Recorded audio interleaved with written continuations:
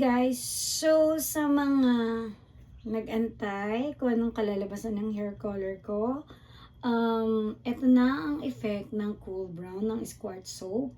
At masasabi ko talagang ideal siya sa mga may gray hair. At napakaganda niya at nakaka-shiny. Kaya hindi ko talaga siya pinlansya, binlower. As in natural dry to guys.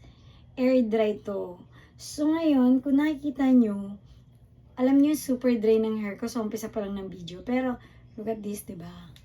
Bagsak siya. Tapos ang lambot niya. So napakaganda. Tapos, ang kagandahan lang talaga, once na 40 age na tayo, 40 above, kailangan ang hair color natin talaga is most likely is dark.